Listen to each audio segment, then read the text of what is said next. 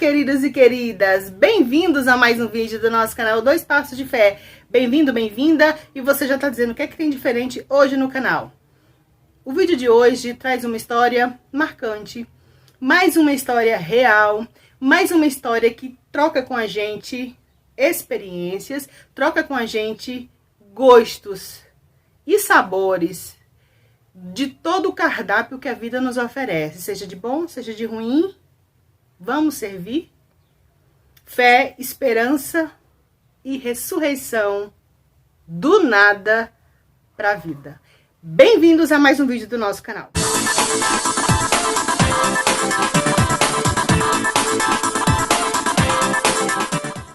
Queridos e queridas, cobre e zinco são os metais que o Chile exporta. E é para esse país que nós viajaremos agora. Os mineiros chilenos, os 33 mineiros chilenos, são conhecidos mundialmente por sua história extraordinária de superação e resgate. Mas por mais que uma história seja contada, seja lida, sempre há algo novo para aprender. Eles trabalhavam na mina de São José, no deserto do Atacama, um local extremamente quente. Há pessoas que vivem a vida toda naquelas imediações e não experimentam um único episódio de chuva. Tal é o clima árido, seco. E os 33, no dia 5 de agosto do ano 2010, desceram para trabalhar naquela mina. E por acaso, ou por o destino, houve o desabamento e os 33 ficaram ali entregues à própria sorte, à própria mente, ao próprio pensamento e às próprias esperanças. Esperança é uma coisa que a gente não pode perder. Após o desabamento, os 33 conseguiram ficar num local, uma espécie de abrigo, que futuramente eles chamaram de refúgio. Os 33 homens que estavam trabalhando, eles não estavam de lazer naquela caverna, naquela mina. Eles estavam lutando por seus sonhos, pela subsistência de suas famílias, por eles, pelos outros. Eram empregados que dependiam, que precisavam trabalhar. E depois daquele episódio, soterrados, com medo de morrer, eles entenderam que precisariam buscar dentro deles uma força maior, acima. O mais novo tinha 19 anos e o mais velho tinha 63. Nesse intermediário de idades, haviam sonhos, expectativas e projetos para aquele mesmo dia. Mas houve a permissão de Deus daquele acidente e um aprendizado que foi para o mundo todo. Fome, alucinação, calor, mais de 600 metros abaixo. Eles estavam sem esperança, sem expectativa, porque há um histórico da vida do menos favorecido financeiramente. Eles sabiam que a qualquer momento poderia ser declarado morte deles por soterramento. Eles não tinham esperança e ao mesmo tempo mantinham e alimentavam uma fé de que sairiam dali. Mas ao passar do primeiro ou segundo dia, chegou o choque de realidade. Existe um fio condutor da vida que às vezes é bom a gente segurar para sentir aquela vibração, aquele choque. É o fio, é o condutor da realidade. Às vezes, quando a gente toma um choque de realidade, nos acorda. Mas, às vezes, o choque de realidade nos traz desânimo. E eles olharam para os suprimentos de alimentação que tinham e entenderam que poderiam morrer, poderiam não viver. Não era alimento para 2, 3 pessoas, que já era pouco. Era para alimentar 33. E passou o primeiro dia, o segundo dia, o quinto dia. A comida estava escassa, eles bebiam água, uma água gordurosa que eles usavam com óleo para limpar o maquinário deles. Tudo limitado.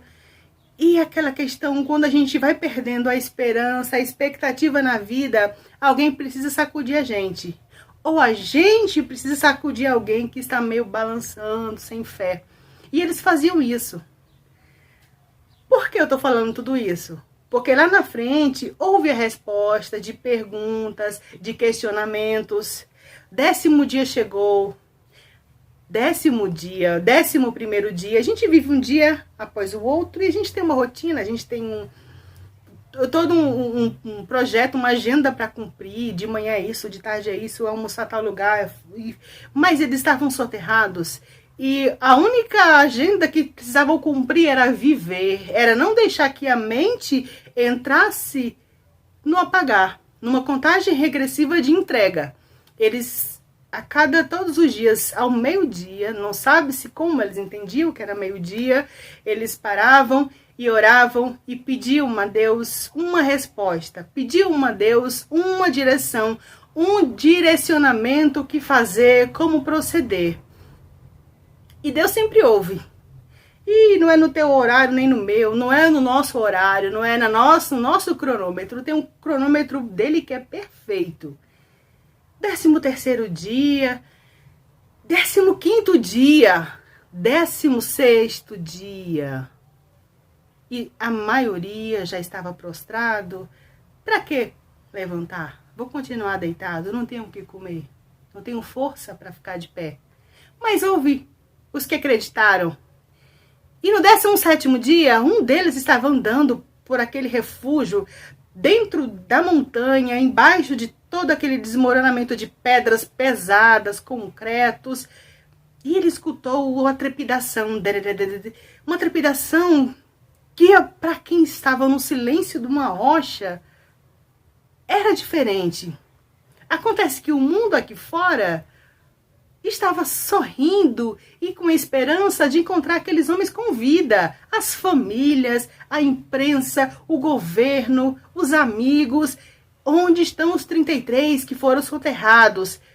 Antes do 17º dia, uma broca e o material que nas havia cedido furava, quebrava e tentava. E não é um furo tão simples, é algo que tem que pensar, tem que se dimensionar e calcular para que seja preciso. E errou, e quebrou.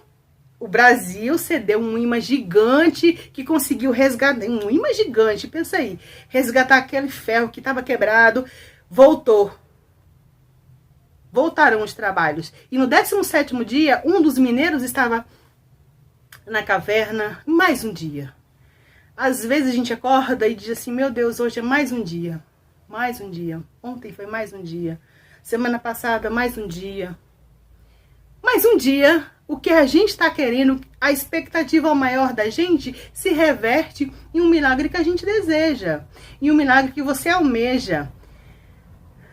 No 17º dia, um dos mineiros estava por ali e ouviu a trepidação, e se aproximando, e era broca. E ele sentiu que era broca e começou a chamar os outros. E os outros disseram, é mais um delírio, você tá com muita fome, é a sede, volta a dormir. Não, escuta, é o som da esperança que vem chegando. E começaram a ouvir. E era a broca. E quando a broca chegou, eles não tiveram, sabe quando a gente tá sem esperança, sem expectativa? E do nada aparece sim a solução pra gente, e eles disseram, a solução é essa. E quando viram realmente que era a broca, que viram a ponta, que viram aquele instrumento, eles não tiveram outra, pegaram o que tiveram ali à sua disposição, ferro, e começaram a fazer barulho, a bater na broca, e batiam, e batiam. E as pessoas que estavam na superfície, cala a boca, silêncio, silêncio. Escutaram o barulho dos homens batendo lá embaixo. E começou essa comunicação que começou desde o início da humanidade. Porções. Iniciativa. A vida é movida por iniciativa. E eles tiveram iniciativa que já estava pronta. Você já tomou sua iniciativa para aquele sonho que você tem guardado. Tem que estar preparado, tem que estar a postos. Porque a qualquer momento essa iniciativa vai ser empurrada. Havia um bilhete já pronto. Imediatamente pegaram aquele bilhete e colocaram dentro da broca, colocaram outras cartas e a broca voltou. Tava vendo barulho, então puxa de novo a broca. Quando puxou de novo a broca, que abriram a broca, havia um bilhete, um dos mais lindos de todos. Estamos bem, os 33 estamos muito bem. Muito bem é de minha parte. Estamos bem. Houve uma comemoração, uma celebração, uma alegria. Já pensou? As famílias, o governo tinha uma ideia que aqueles homens estavam mortos, aqueles homens haviam sido sepultados vivos, não tinha mais esperança para eles. Mas a esperança a esperança a gente não pode pegar e dobrá-la e guardar numa sacola e descartar. A esperança, ela tem que estar sempre ali, livre, porque a qualquer momento ela age. E as famílias comemoraram e celebraram porque o pai estava vivo, o irmão estava vivo, o esposo estava vivo, o amigo estava vivo. Vida, liberdade.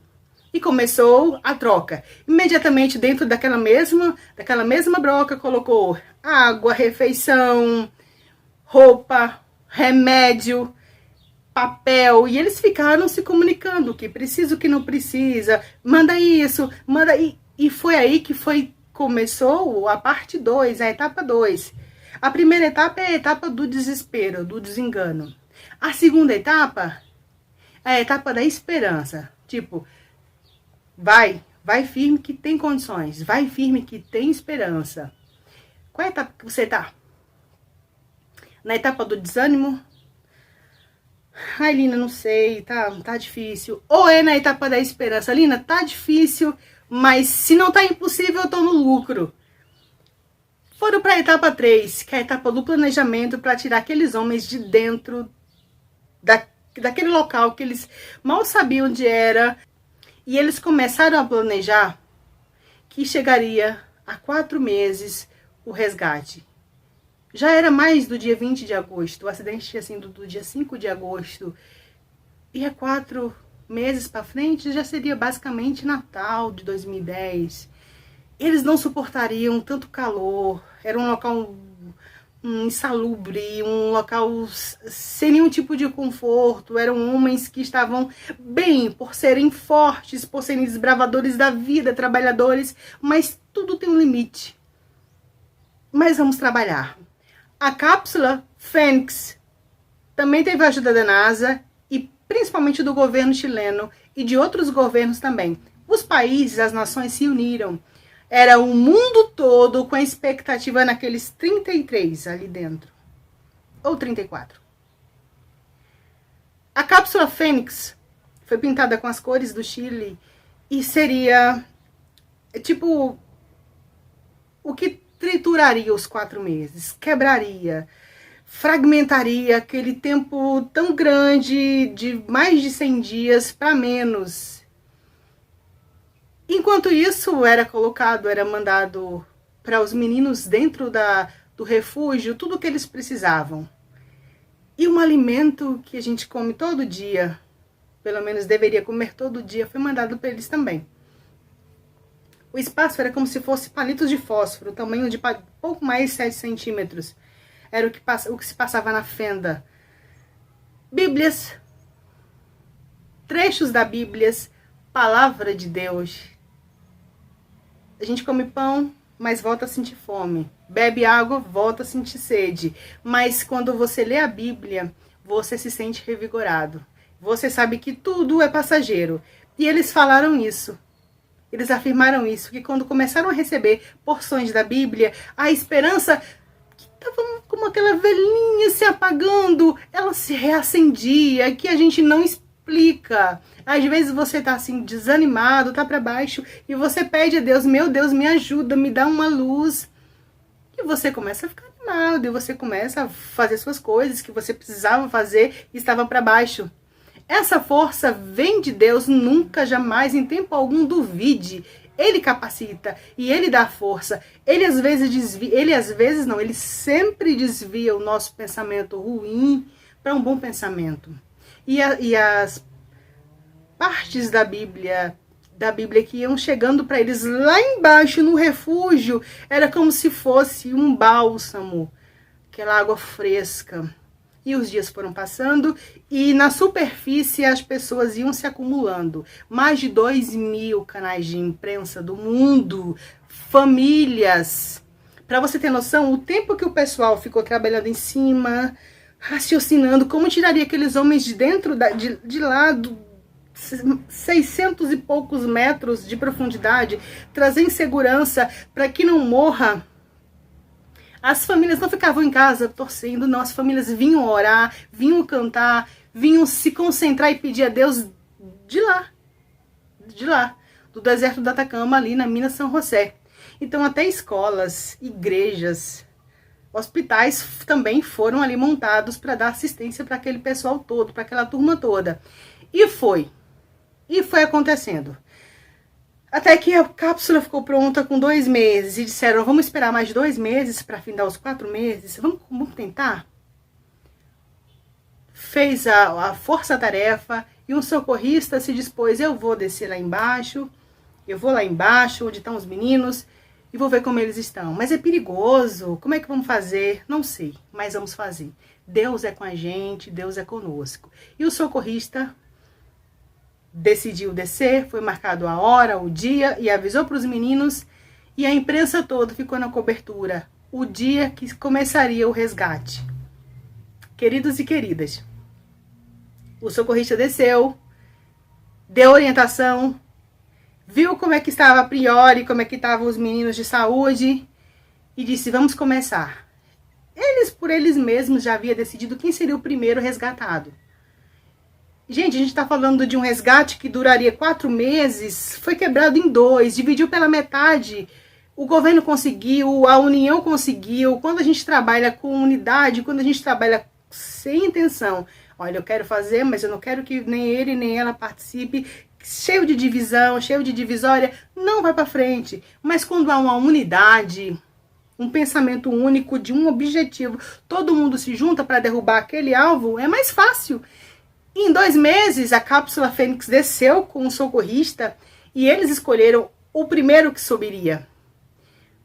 Coloca um óculos escuro, você passou aqui cerca de 70 dias, exatamente 69 dias, eles já havia passado desde o tempo do desabamento. Coloca o óculos escuro para claridade, fica calmo, vê os seus batimentos cardíacos, equipou o rapaz todinho, imobilizou o rapaz na cápsula e disse, mas primeiro segura o coração, porque lá em cima você vai ver a presença de Deus na sua vida. E foi. E o primeiro rapaz saiu emocionado, se despediu dos amigos e a cápsula Fênix foi subindo com ele, subindo. Não foi coisa rápida não, queridos e queridas. 17 minutos basicamente era o tempo da subida, subindo. Tanta coisa que a gente consegue pensar em 17 minutos. Para aí, você, depois. Sem celular, sem música, sem TV. Senta na cadeira e fica 17 minutos. Tanta coisa a gente pensa e ao mesmo tempo não pensa nada. E deve ter passado na cabeça de cada um dos 33 mineiros quando começou a voltar à superfície. Meu Deus, obrigado por este livramento, obrigado por mais uma chance, obrigado por mais uma oportunidade, obrigado porque o Senhor esteve comigo enquanto eu estava nesse refúgio, nesta caverna, obrigado pela experiência, obrigado pela vida. Do 1º até o 33º, todos foram resgatados. No subsolo da caverna, do refúgio, ficou lá escrito, o maior agradecimento é para Deus, a gente sobreviveu, a gente chegou até aqui por causa de Deus. Muito obrigado, meu Deus. Agradeceram, foram felizes, encontraram suas famílias, mas a gratidão a Deus permaneceu e deve permanecer. Páscoa. Qual o sentido da Páscoa? Aqueles mineiros dentro daquele buraco, lá embaixo, eles tinham esperança, mas era uma esperança suja. Suja de quê? Suja do medo, suja do desconhecido, mas tinham. A Páscoa reverbera justamente isso. Jesus, ele não apenas veio ao mundo e nasceu numa manjedoura.